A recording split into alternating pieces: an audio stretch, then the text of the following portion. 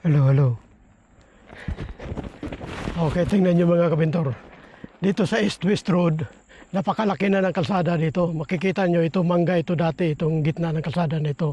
Ngayon, siniminto na nila pero mayroon pa ang kunting harap road na hindi pa nila nasiminto. Pero yung isigagilid, nasiminto na nila. So itong kalsada nito magmula doon sa Magallanes Highway, papunta rito sa Looc. Ito na yung makikita ninyo. Napakalapad na kalsada. Apat na mga kabintor, apat na lane. So ganito po ang makikita natin dito at patuloy pa nilang kinukumpuni yung doon, yung widening nila. So ngayon, babaybayin natin to papunta doon sa Looc. Titingnan natin doon yung landslide doon kung natapos na ba nilang maayos. Okay? Dahan-dahan lang tayo dahil titingnan lang natin ang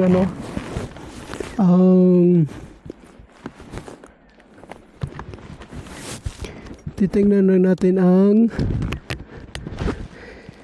kalsada na ito at i-update ko kayo kung ano na ang nagiging resulta sa matagal nilang paggawa dito sa kalsada na ito.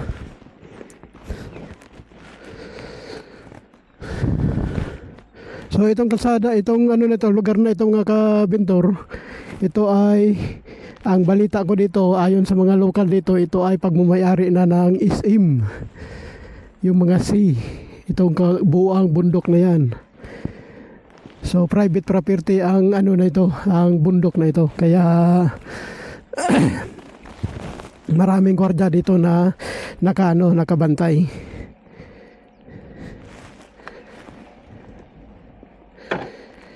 So ngayon tuloy-tuloy tayo dito at titingnan natin ang update natin ng kalsada na ito.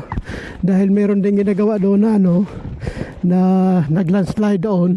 Titingnan natin kung natapos na ba nilang makumpuni yun. Tara, dahan-dahan lang.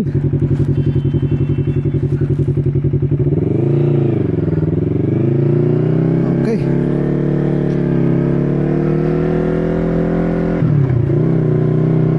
Yung kalsada nito, ang laki ng kalsada pag matapos ito, winawidening na nila ito, napakalapad.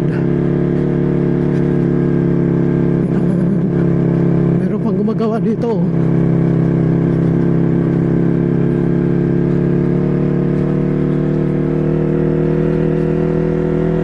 Diba? Napakalapad na. Dati damuhan lang ito Saka sa gilid dito, mga kabintor, kung makikita yung gilid na yan, ginawan din nila ng kanal. Itong kalsada na itong mga kabintor ay tagos ito doon sa Silang, sa May Cavite mga kabintor. Doon ang tagos ito, papunta dito sa Nasugbo, sa Barangay Looc.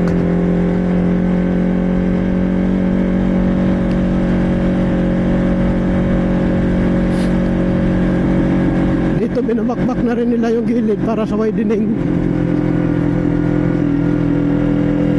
Talaga naman napakaganda na ng kalsada dito.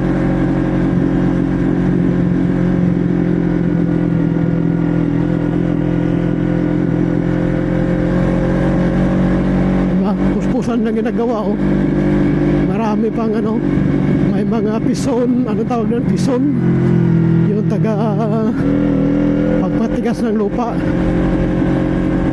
Ito naman ang tawag nito ay bulldozer.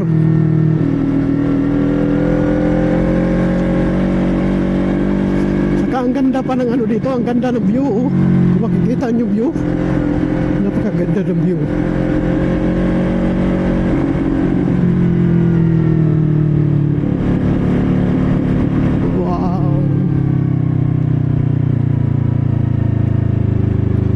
Ito yung sinasabi kong ito yung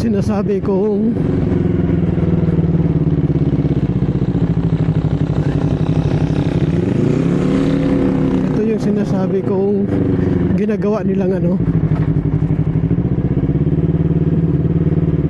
diba? Saan tayo dadaan dito? Dito.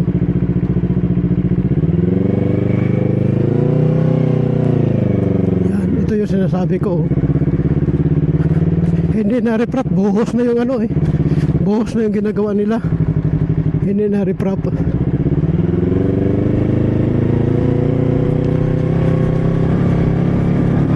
Talagang pinapatibayan nila yung ano, yung paggawa ng kalsada. Ito din, pinalakihan din oh. Talaga naman, napakaganda ng lugar na ito.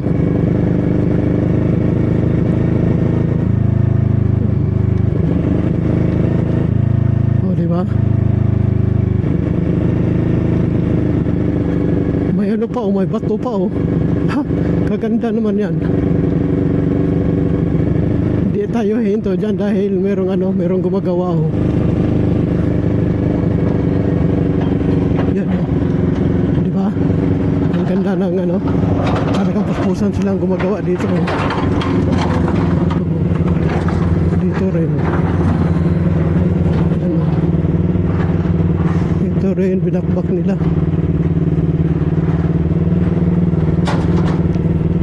So, malaki na. Malaki na ang ano, malaki na ang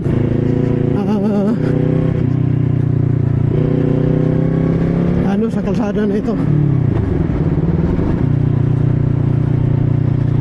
Diba? Oh, kaganda. Kalapad oh.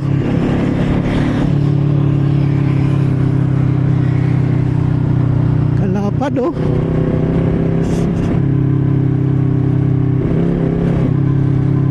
I-update natin to next time.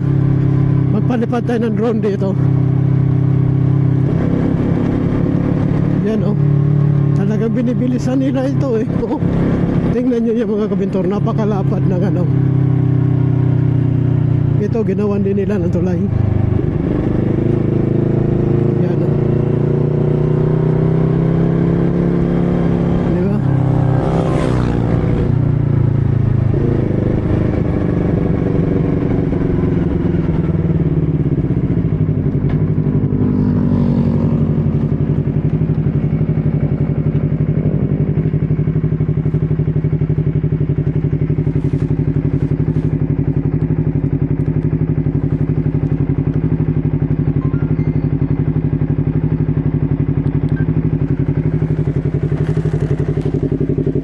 Mga kabintor, ayun no, doon yun.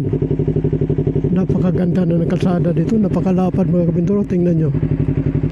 So ito ang tinatawag na East West Road. So ngayon lang ulit tayo nakadaan dito.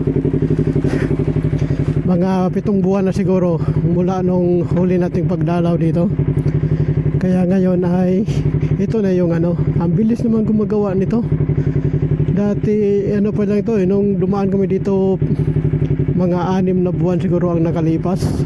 Yan pa lang yun, wala pa itong ano, wala pa itong widening na ito. Itong dinadaanan ng aking motor.